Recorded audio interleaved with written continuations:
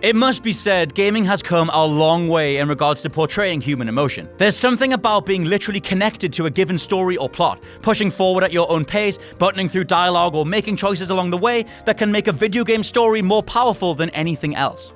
Where in any other medium you're always resigned to being a passive participant in whatever's unfolding, some of the best developers on the planet know just how much to get you involved, and then when to sit back and watch the ramifications of your actions. General technological advancement has allowed for facial capture to become exponentially more emotive too. You need only look to the likes of Naughty Dog, Ubisoft, and Rockstar's latest releases to essentially watch a digital movie. One that's leagues ahead of 2001's once mind-blowing, but now kinda terrible, Final Fantasy The Spirits Within. 2018 has set a stupidly high bar for the future in these regards, but gaming has always had passion and heart to degrees where it can absolutely ruin you. Spoilers for the games I'm about to talk about are in the description below, as I'm Scott from WhatCulture.com, and these are 10 emotional video game moments you weren't ready for. And to be honest, neither was I.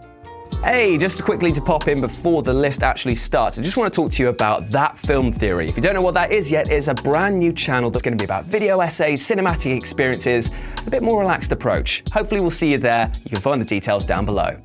Number 10, your partner collapsing. Journey. As a beautifully existential narrative you can apply to anything from personal struggle to giving yourself over entirely to a religious mentality, Journey's biggest surprise comes right at the close when it should be building to a big finish.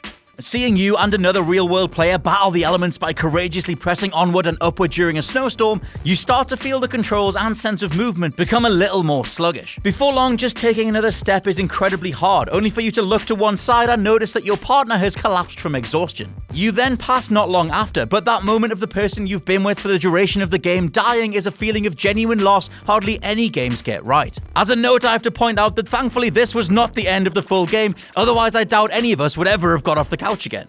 Number 9, Joel getting impaled and Ellie's first hunt, The Last of Us. Scores of writers have detailed Sarah's death in the beginning or Joel lying to Ellie at the close of The Last of Us as the most memorable parts. But whilst those are steeped in storytelling beats that already had you on edge, Joel plummeting off a walkway and getting impaled comes out of nowhere. Not only that, but it forces Ellie to become a new playable character, something Naughty Dog hadn't even mentioned before launch. The scene cuts after Joel collapses inside the facility and we fade up on Ellie now stalking a deer. Honestly, in the moment, as I'd stayed away from trailers and marketing to experience the game as fresh as possible, I kinda thought Joel had died. It's safe to say the majority of players' minds were racing as to what happened between these scenes, and though it is something of a plot hole that Ellie could carry Joel considering his body mass and the fact they were being shot at, I don't think I've ever wanted to protect another in-game character quite so much. Number 8, realizing you killed Asgore's wife, Undertale. A truly genius game that somehow manages to both play you at certain moments and keep track of every last way you interacted with it. One opening decision sees you break away from the overly loving Toriel, who just wants to feed you pie and keep you in her house. It's very Hansel and Gretel, or so you think. The majority of players likely didn't realize Undertale's full breadth of options and chose to kill Toriel in the name of escaping.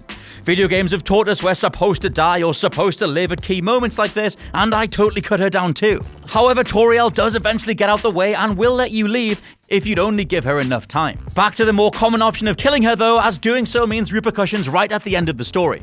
King Asgore eventually confronts you, revealing he was once married to Toriel and will now have to kill you as revenge. The reveal comes amidst a ton of player-specific plot points depending on what you did and how you treated other characters, but is one of the most memorable and discussed of everything in Undertale because poor Toriel was slain by so many of us.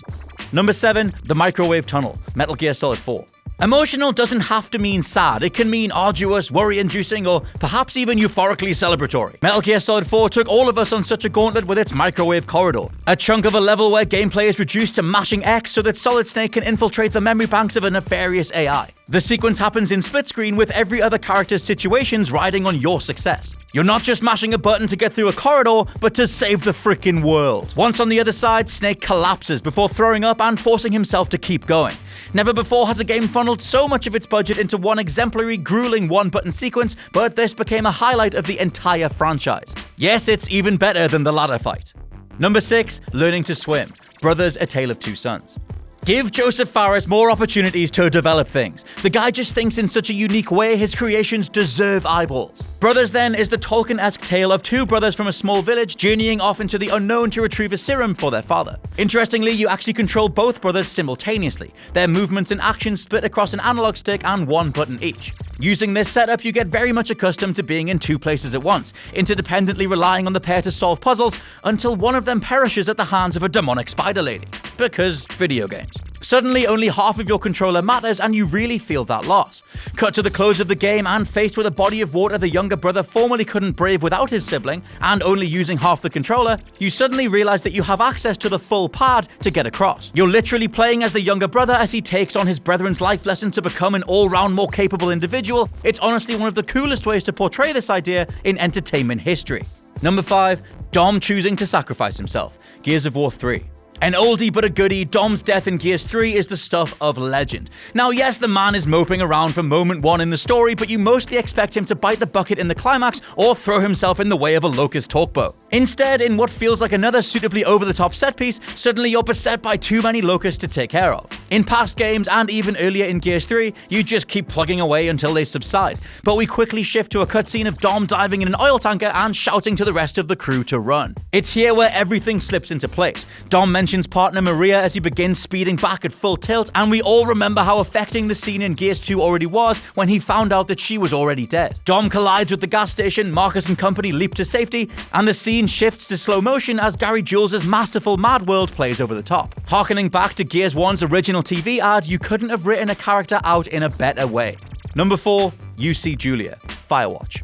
The written word has been conjuring up scenarios and characters for as long as we could comprehend it, but making a small sequence of text-heavy situations controllable is all the more affecting.